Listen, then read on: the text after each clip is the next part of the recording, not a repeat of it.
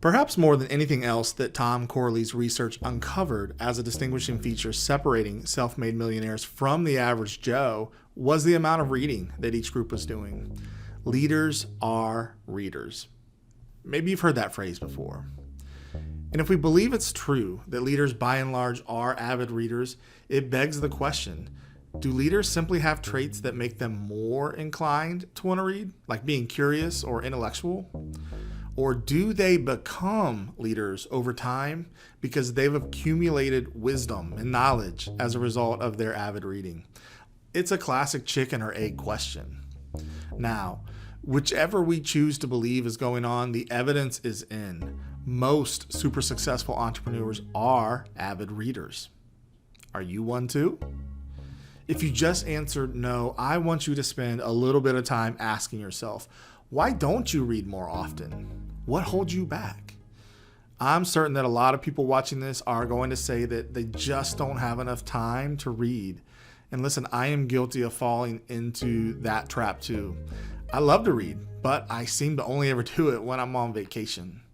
But this is truly, it's just a matter of priorities. Did you know that Barack Obama, who I think was arguably the busiest person in the world, read for an hour every day while he was in office?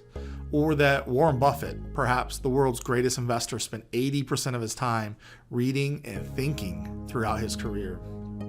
Did you know that Oprah Winfrey, the richest black woman in the world, learned to read at age 3? That's incredible. See, her stepmom took her to the library every 2 weeks where she would check out 5 books at a time.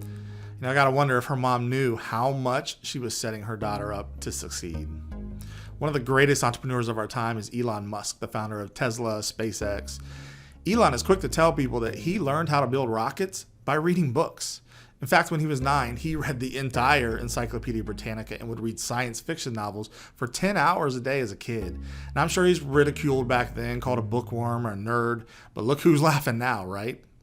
Finally, consider Bill Gates, one of the richest people on the planet, one of the richest of all time. As busy as he was building and running Microsoft, he still read a book a week throughout his entire career and made a point to take a 2-week reading vacation every single year. Now, tell me that you don't have time to read. Tell me that you're a lot busier than Barack Obama, Warren Buffett, Oprah Winfrey, Elon Musk, and Bill Gates. As I said, this is a matter of priorities, and wealthy, successful entrepreneurs know this. If you struggle to read as much as you like, please understand that you are not alone. The practice of reading for pleasure has been steadily declining since the 1980s, long before the internet, Netflix, social media burst onto the scene. If you go back in time when this decline began, you'll realize that the thing that got this downward trend started was television. Now, obviously, the internet and streaming services and social media have only added fuel to the fire in more recent years. Society tells us that we need to spend hours each day staring at a screen being entertained. High-octane entrepreneurs exchange those societal norms for hours spent learning and absorbing the knowledge of people who are smarter than them in certain areas. That is the difference maker. Outside of the time excuse, you may also think that you're simply not good at reading, or that you don't enjoy reading, or maybe that books are just too expensive. Listen, I'm going to be blunt. You need to stop with those excuses. They are holding you back. There are an incredible amount of studies that prove all kinds of benefits you could derive from reading more often. Would you believe that there is a direct correlation between reading and longer lifespans? Or that reading reduces stress and anxiety? That it helps you sleep better? Successful entrepreneurs are often great writers and speakers. That's what makes them inspirational. But it's the habit of reading that improves their writing skills, expands their vocabulary, increases their knowledge, and even improves their speaking skills. Listen, I know I'm spending a lot of time on this area, but it is important. Like I said earlier, it was one of the top differentiators between people who are wealthy and people who are poor. Now let me prove it to you. Tom's research revealed that 86% of wealthy people say they love to read. 86. But only 26% of poor people said that they too love to read. When asked if they read 2 or more educational books every month, 85% of wealthy people said they do, while only 15% of poor people claim to do so. Listen to this one. 88% of wealthy people read 30 minutes each day. You want to guess what that is for poor people? 2%.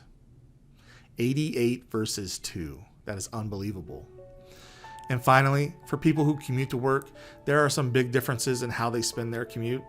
For wealthy people, 63% listen to audiobooks or podcasts during their commute to work, but only 5% of poor people are doing so. By now, I hope you're realizing that this is a no-brainer. Reading is non-negotiable if you want to supercharge your success as a business owner.